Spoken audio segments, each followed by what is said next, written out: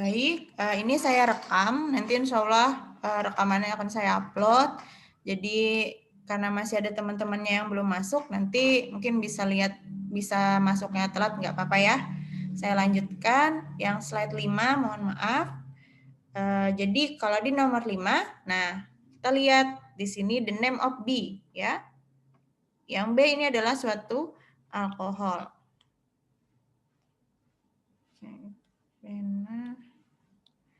Nah, ada OH ya. Lalu sekarang kita coba.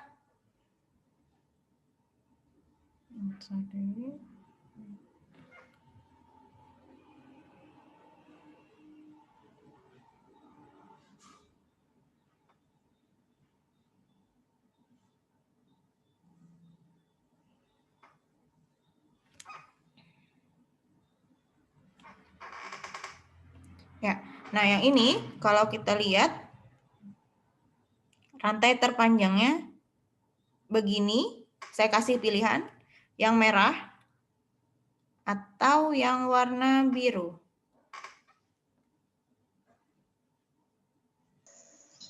Warna biru. Ya. Ya, jadi yang benar adalah yang warna biru. Nah, berarti kalau kita hitung gitu, ada 1, 2, 3, 4 ya. Ini 5 dan 6. Nah, OH kalau kita hitung dari kiri, dia ada di posisi nomor 3.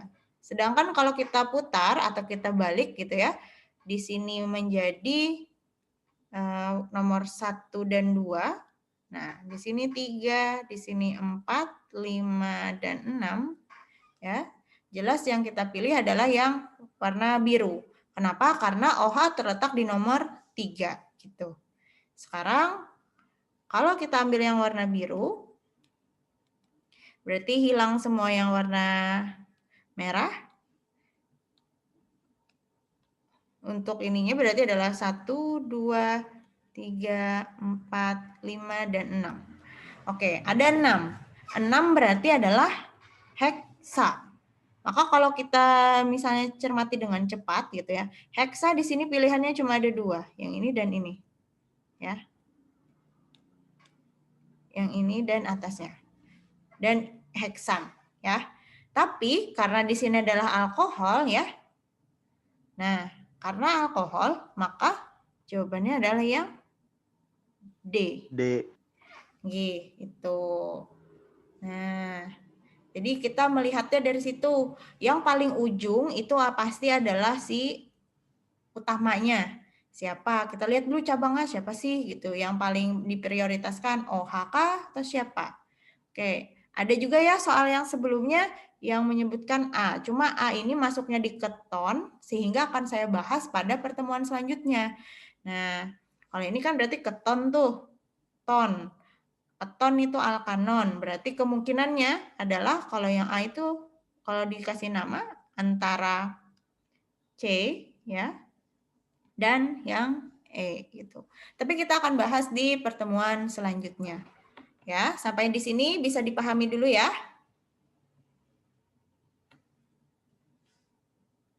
Oke, saya hapus. Baik, kita lanjut.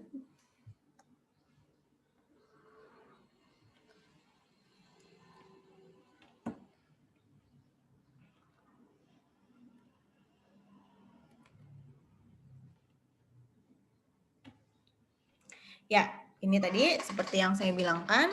Jadi ada di situ prioritas-prioritas. Nah, di sini ada R ya, ada X. X itu siapa? X adalah halida ya. F, Cl, Br, I. Nah, ini adalah X. Komponen-komponen X ya, halida. Nah, halogen golongan 7A ya, 7A. Nah, itu. Kemudian di sini kalau ada asam karboksilat, maka nomor 1 ada di asam karboksilat gitu ya. Tapi sangat jarang kita temukan dalam suatu struktur itu ada asam karboksilat, ada aldehid gitu ya. Tapi kalau asam karboksilat dan keton itu memungkinkan gitu. Jika ada yang mau ditanyakan boleh disela ya. Nah, untuk tata nama di bawah ini adalah beberapa contoh, tuh ya. Nah, kita ambil yang paling bawah deh. Saya ambilkan salah satu saja, nanti tinggal dibaca karena tadi sudah ada yang baca juga ya. Nah, kalau kita lihat di sini ada ikatan rangkap 2, ada OH, ya kan ya?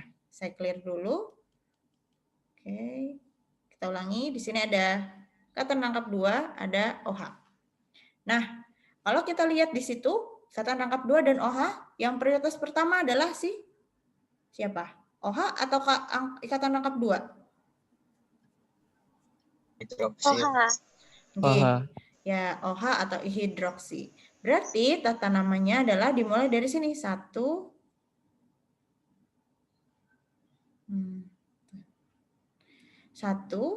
2, ya, 3. Nah, maka si ini alkenanya terletak di nomor 2. Maka di sini adalah 2 propen, 1 ol. Kenapa jadi propen? Karena C-nya ada jumlah 3. Seperti itu. Ya, jadi tetap diprioritaskan adalah si OH. Oke. Nanti kalau ada yang mau ditanyakan bisa via chat atau langsung ya. Saya lanjutkan. Jika kecepatan juga silahkan bilang ya. Baik, selanjutnya adalah fenol. Nah, ini adalah salah satu turunan atau salah satu contoh alkohol. Tapi dia dalam bentuk siklik ya, atau cincin. Cincin di sini, cincin itu ada 2 ya. Ada cincin ikatan rangkap 2, dalam hal di sini adalah sp2 ya. Ada yang ikatan tunggal, sp3. Contohnya seperti ini. H2, H2. Oke, kita mengulas saja ya, atau mengingat-ingat kembali. Nah, ini adalah ikatan tunggal. Dia adalah sp3. Masih ingat sp2, sp3?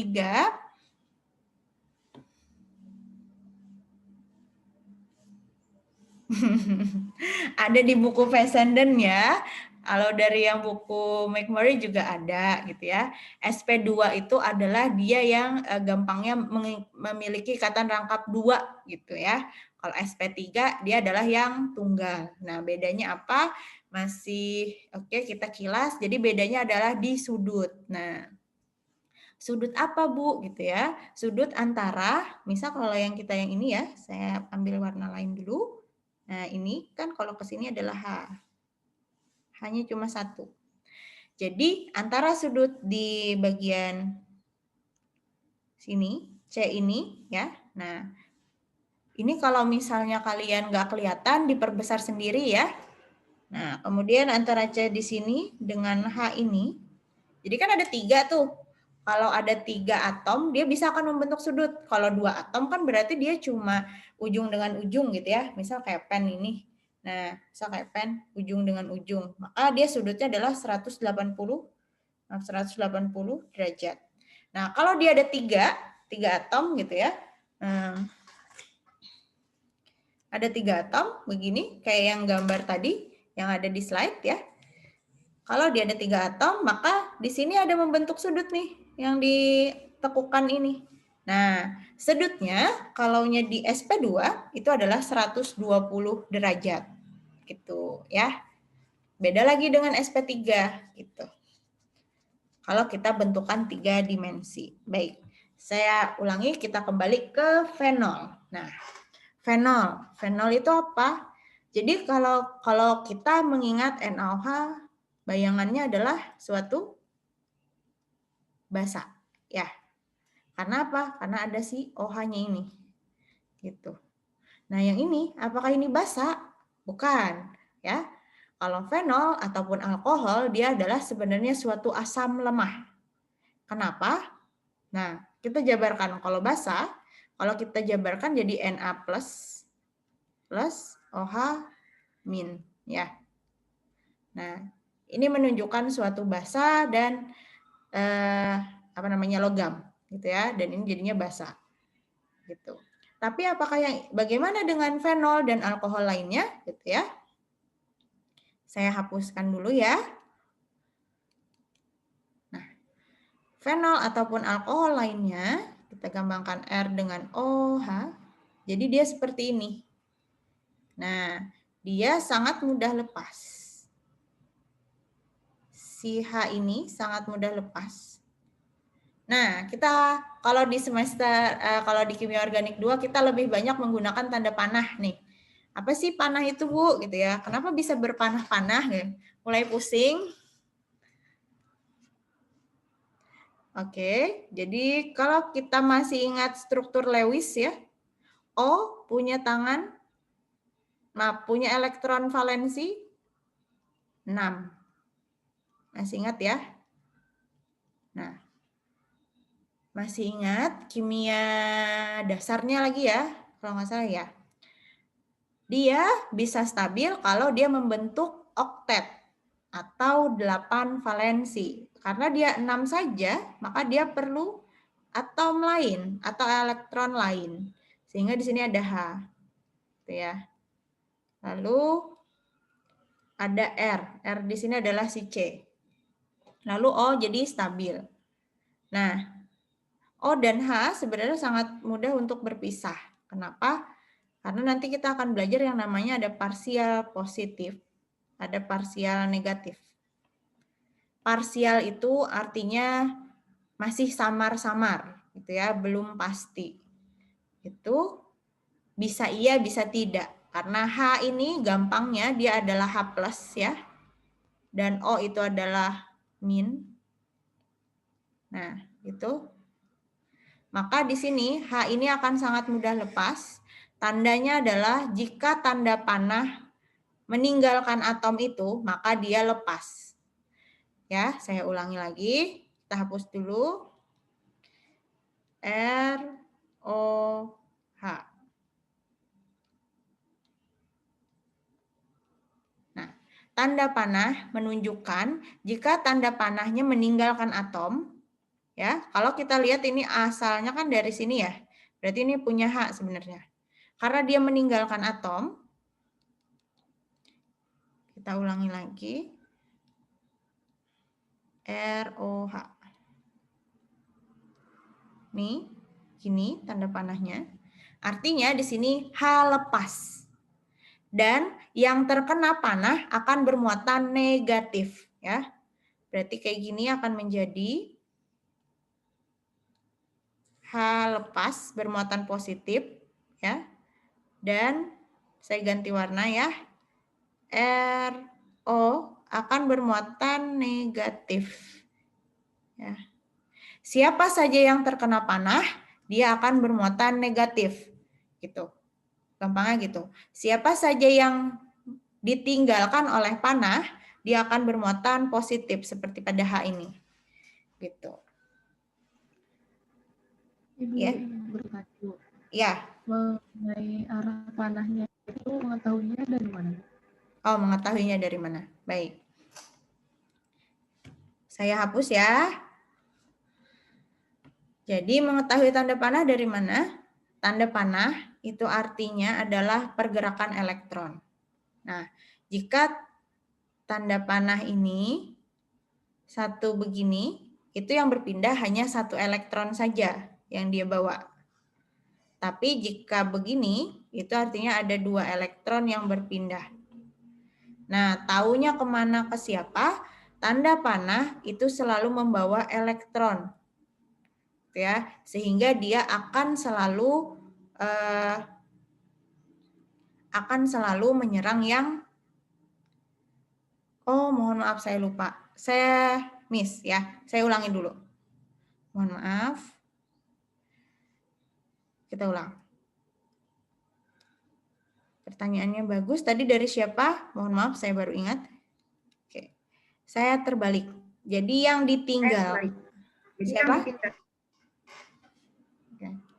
Mohon maaf, terbalik ya. Jadi siapa saja mengetahui tanda panah itu apa, yang selalu menyerang itu adalah yang negatif.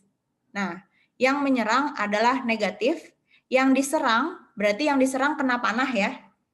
Kalau misalnya pemanah gitu, maka busur panahnya akan tertancap ke yang positif. Nah, yang memberikan panah adalah yang negatif. Tahunya dari mana? Ya, seperti misal golongan, kita kembali lagi ke SPU, masih ingat? Mungkin masih lupa ya. Jadi ada golongan paling ujung sebelah kiri, golongan 1. Ada yang paling ujung sebelah kanan adalah golongan 8, tapi dia dia stabil, jadi kita ambil yang 7. Nah, kalau yang di ujung sini adalah yang bermuatan positif, sedangkan yang di ujung adalah bermuatan negatif. Siapa yang 7 ini? Yaitu F, Cl, Br, I ya. F, Cl, Br, I. Br. Nah, mereka yang negatif itu akan selalu menyerang, sehingga dia yang akan melepaskan panah gitu. Jadi diingatnya kayak itu ya. Jadi siapa yang terkena panah, mohon maaf tadi saya keliru, yang terkena panah adalah yang bermuatan positif jadinya. Kalau dia lepas dia jadi positif. Kalau yang ditinggalkan panah dia akan bermuatan negatif karena dia kehilangan. Gitu ya. Baik. Yang menyerang selalu yang negatif ya. Negatif akan selalu menyerang gitu. Sifatnya begitu. Negatif itu menyerang. Menyerang siapa? Dia akan menyerang si positif. Nah, taunya dari mana? H itu adalah yang bermuatan positif ya, karena H tidak jarang H ada. Ada yang menemukan H negatif? Nah, H itu kan biasanya positif ya, dari HCl misalnya kita ambil. Jadi ini akan menjadi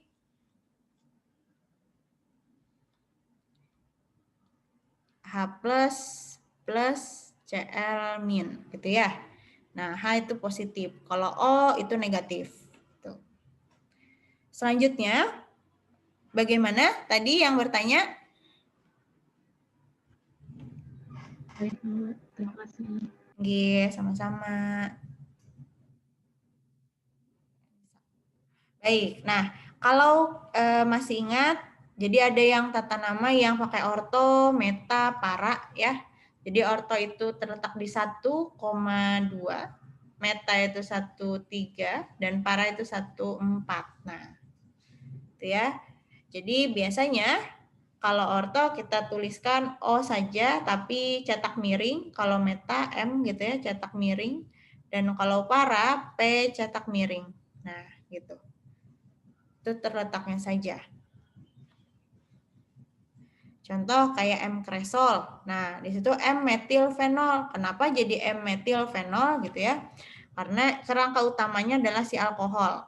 Nah, ini adalah fenol ya. Kemudian cabangnya ada di metil, letaknya di posisi mana? Kita cari, tetap penomoran adalah yang paling dekat. Kalau kita dari sini 1, 2, 3, 4 ya, terlalu jauh cabangnya, maka kita balik menjadi di sini 1, 2, 3. Oh, mohon maaf saya keliru. Satunya harusnya warna biru di atas ya. 1, misal di sini 2, 3, 4, 5. Nah, jauh sekali kan ya. Kalau dibandingkan dengan kita menggunakan yang warna merah. Warna merah di sini ada 1, 2, 3. Nah, cabang berada di 3. 1, 3 apa? Kembali merujuk ke meta. Gitu. Ini untuk tata nama siklik. Nah, saya lanjutkan. Mungkin tadi yang sudah download sudah lihat-lihat, oh ada latihan gitu ya. Ini ada beberapa latihan. Mau dicoba atau mau dicoba sendiri? Ada yang sudah coba? Kita ambil contoh. Nomor 5 ya. Kita lihat di situ ada cabang dan ada akhir. Selalu kita fokus dulu kalau misalnya ada tata nama begini ya, namanya duluan tidak ada strukturnya, fokus di bagian akhir. Pentanol. Pentanol berarti ada berapa? C-nya? 5 karbon. Oke. Kita tulis dulu 5C tanpa H. 1, 2, 3, 4, 5. Pentanol. Berarti dia ada di terletak nomor 2. Boleh kita pilih mau dari kanan atau kiri gitu ya. Kayak kita ambil dari kiri. 1, 2. Berarti di sini OH. Selanjutnya baru kita ke cabang. Cabangnya di nomor 3 dan 3. Ada etil dan metil. Oke, kita akan kasih nomor. 1, 2, 3. Nah, boleh kita tuliskan sampai habis, penomorannya sampai 5. Tapi kita cukupkan sampai 3. Boleh juga. Nah, di situ ada cabang, ada etil dan metil. Ya udah, kita tuliskan. Boleh etil dulu, C2H5. Kemudian yang bawah ada si CH3 gitu. Nah, setelah sudah sampai cabang baru kita lengkapi H-nya. Kita dari ujung C, di sini tangannya sudah terpakai 1 ya. Di sini tangannya sudah terpakai 1, yang C nomor 1.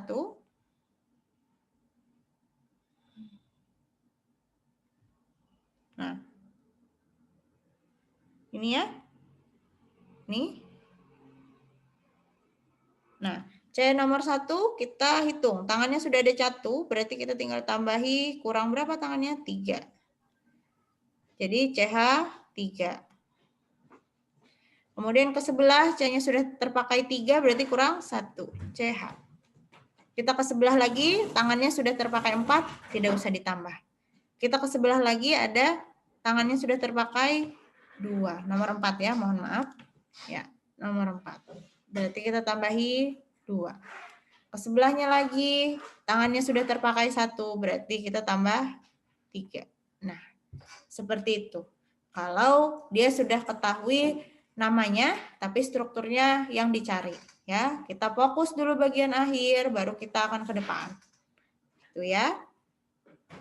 Nah, untuk yang bagian atas, nomor 1, rantainya bisa seperti ini, ya. Bisa juga ke bawah. Nah, jadi cari jumlah C paling banyak.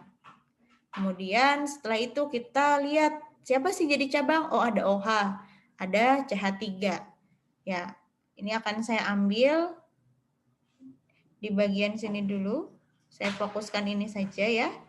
Nah, berarti yang cabang ada banyak. Ada di sini, dan di sini. Penomoran dari mana? Prioritas OH. Jadi, kalau kita coba dari kanan, misal 1, 2, 3, 4, 5, 6. Maka OH akan terletak di nomor 3 dan nomor 5. Ya. Nih, OH akan terletak di nomor 3 dan nomor 5. Terlalu jauh apa tidak? Kita coba ke sebelah kiri. Kita mulai dari sini 1, 2, 3, 4, 5, dan 6. Maka yang paling dekat adalah di 2, 4. Nah, maka di situ kita ambil penomorannya adalah dari kiri. 1, 2, 3, 4, 5, 6. Nah, sekarang tinggal lengkapi cabangnya. Kalau 6 berarti heksa. Tulis saja dulu, ya. Cabang ada metil, metil di nomor 5. 5 metil. Di sini ada 4 OH. Di sini nomor 2. 2 OH. Nah, baru kita susun. Metil, berarti ada 5 metil. Ya. Lalu OH-nya terletak di nomor 2 dan 4. 2,4, tapi bacanya 24 ya. Jadi nggak usah dibaca komanya. 24 heksa, karena ada 2 alkohol, jadi kita pakai diol. Gitu. Nah, itu untuk tata nama. Mungkin sudah ada di kimia organik 1, ini saya mengulang saja ya. Baik. Oke, sampai di sini oke? Clear? Ya, saya lanjutkan. Sifat alkohol. Nah, ini ada beberapa sifat alkohol ya. Salah satunya adalah dia dalam asam dia akan membentuk ion oksonium. Nah, lihat ya yang gambar bagian atas. Nah, dia ada parsial negatif, parsial positif. Jadi dia sebenarnya stabil, tapi dia bisa sangat mudah untuk putus menjadi H+ gitu ya, O-, seperti itu. Nah, ini dalam asam ya, asam apapun bisa X ini bisa halida ya, halida F, Cl, Br, I gitu ya. BRI. Nah, dia kalau ada asam dia akan bisa menjadi ion oksonium ya. Nih, ion oksonium. Ion oksonium yang bermuatan positif karena hanya tadi diambil. Nah, ya, dia mengambil tuh. Dia ambil. Yang negatif selalu menyerang positif. Negatif selalu menyerang positif. Bukan orang nggak baik juga ya. Ya, orang yang berpikiran negatif bisa menyerang si orang-orang yang berpikiran positif gitulah ya. Nah, seperti itu. Ini satu contohnya. Baik, selanjutnya ini adalah alkohol tersier dan alkohol sekunder dan primer. Di mana alkohol tersier gitu ya. Nah, SN1, SN2 ada di kimia organik 1 enggak ya? Ada, Bu. Oke, nah ini ya SN1 dan SN2. SN1 itu ciri khasnya adalah dia lepas dulu baru diserang. Kalau SN2 langsung diserang membentuk tangan 5. Nah, kemudian dia lepas. Ya. Kalau kita lihat ya, nih. SN1 dia lepas dulu baru diserang. Oke. Kalau SN2 diserang dulu baru lepas. Makanya tangannya bisa sampai 5. 1, coba kita lihat, perhatikan C ini. Nah, tuh ada 1, 2, 3, 4, 5. Ya, 5-nya satunya dari mana? Dari Cl. Nah, di situ. Jadi dia ada 5 tangan. Tuh SN2 ya, ciri khasnya. Jadi di sini alkohol sekunder di dalam asam dan alkohol primer itu terbentuk maaf. Jadi kalau misalnya alkohol tersier di dalam asam dia akan membentuk reaksi SN1. Sedangkan alkohol primer dan alkohol sekunder dia di dalam ether dengan reagen lainnya dia akan membentuk suatu alkil klorida dengan jalan SN2 itu saja. Ini sifatnya ya, sifat. Baik. Selanjutnya adalah ini kalau dalam air. Nah, alkohol dalam air kalau dicampur bagaimana gitu ya. Dia bisa menyebabkan keasamannya berubah. Tadi ingat ya, alkohol bukan suatu basa tapi dia adalah suatu asam lemah. Gitu. Nah, di sini oke, ada yang namanya Ka, ada yang namanya pKa ya.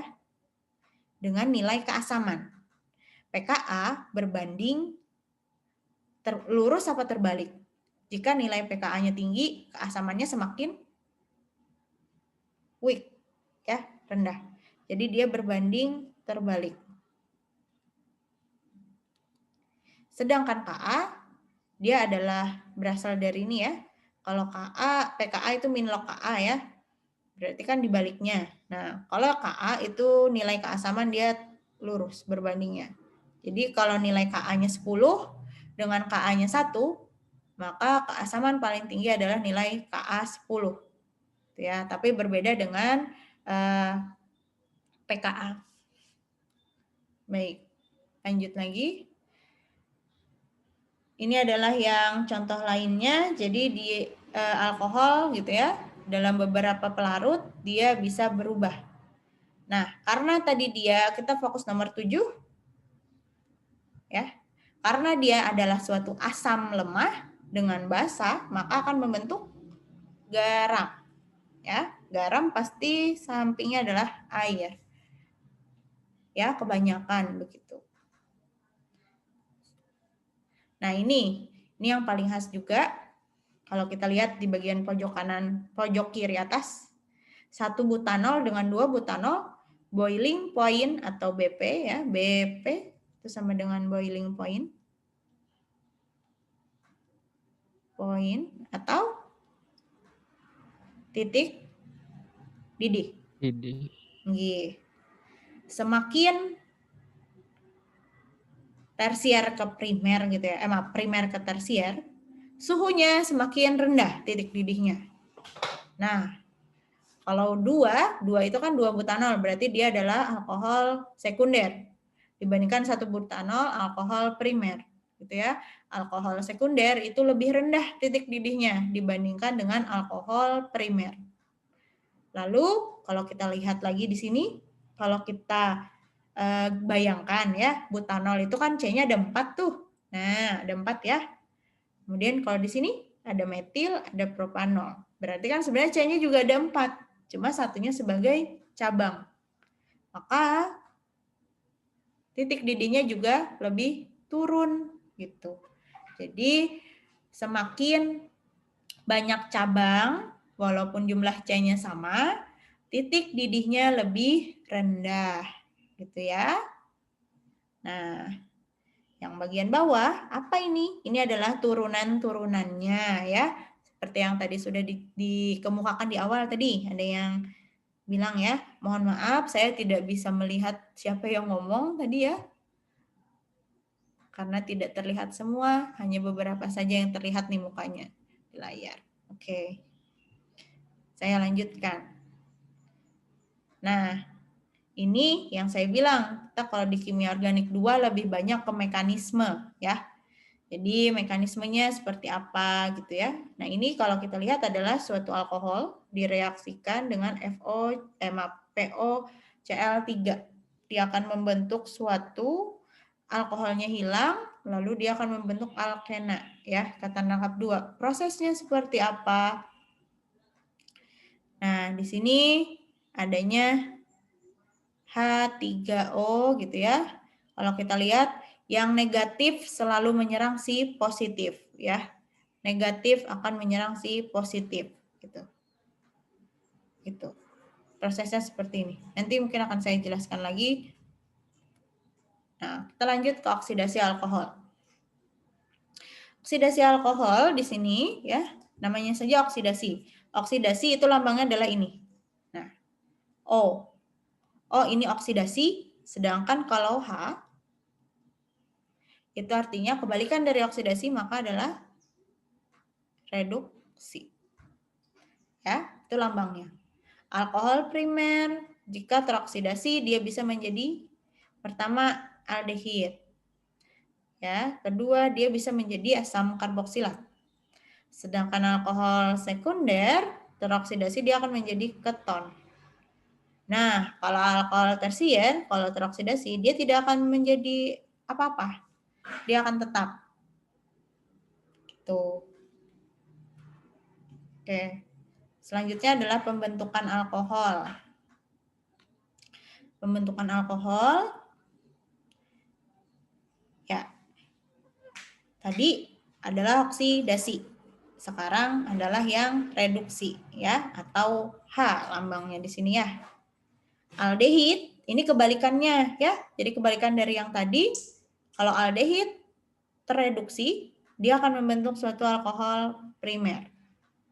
Sedangkan keton, gampangnya adalah kita lihat saja ini ya. C dan R di bawah itu tidak ada berubah ya. Yang berubah hanya bagian O-nya. Gitu. O ini akan berubah menjadi bentuk OH. Sedangkan yang bawah kalian nggak usah otak-atik, dia akan tetap seperti itu aja. Gitu. Ya, jadi jangan pusing-pusing kalau misalnya ada reaksi, aduh kayak gimana sih gitu ya. Ini harus masuk kemana gitu. Kalau yang namanya reaksi itu dia adalah puzzle sebenarnya. Jadi atom-atom yang ada di situ akan sejumlah dengan sama gitu. Cuma letaknya kemana? Jadi ada yang diam dalam arti tidak ada diubah sama sekali, ada yang berubah gitu. Jadi nggak usah fokus keseluruhan, kita ke bagian mana yang biasanya mudah berubah gitu ya. Karena hari ini kita belajar alkohol, jadi yang berubah adalah yang ada O-nya. Nah, itu. Oke. Nah, selanjutnya di sini adalah asam karboksilat dan ester. Kalau tadi aldehid dan keton gitu ya. Nah, sekarang kita asam karboksilat atau ester. Ester adalah turunan dari asam karboksilat nih. Kalau dia tereduksi, berarti ada H tuh berarti ketambahan, ditambah H-nya. Nah, kembali lagi, tangan C ada 4, tangan O ada 2. Jadi nggak mungkin O tangannya 3. Tuh ya, diingat di situ aja. Nah, yang bawah itu adalah contohnya. Nah, coba kalau kita lihat ke bagian contoh di bawah sini. Bagian nomor 1, nomor 2. Nomor 1, yang berubah di sini adalah bagian sini dan ini ya. Perhatikan, yang lainnya tidak berubah. Berarti di sini mengalami oksidasi apa reduksi? Reduksi. Ya, berarti H ya. Gitu. Sedangkan nomor 2, apa sih yang berubah? Jelas di sini ya, ini berubah. Kemudian ada satu lagi, paling ujung. Siapa dia? Oke. Ini ya. Siapa dia? Dia adalah asam karboksilat. Nah, asam karboksilat siapa yang berubah? Cuma di bagian asamnya saja. Buntutnya yang belakang sama masih ya, tidak ada perubahan. Seperti itu. Sama-sama di sini juga mengalami reduksi. Kenapa bisa mengalami reduksi? Karena yang awalnya di sini tidak ada H, jadi bertambah H gitu ya. Nah, itu artinya direduksi. Yang awalnya tidak ada O, ketambahan O, berarti itu namanya oksidasi. Kebalikannya begitu. Ya.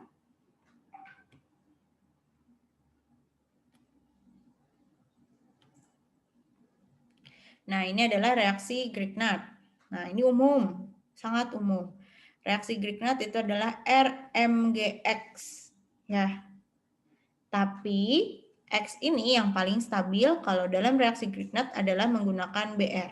Maka kebanyakan Grignard itu adalah RMGBr.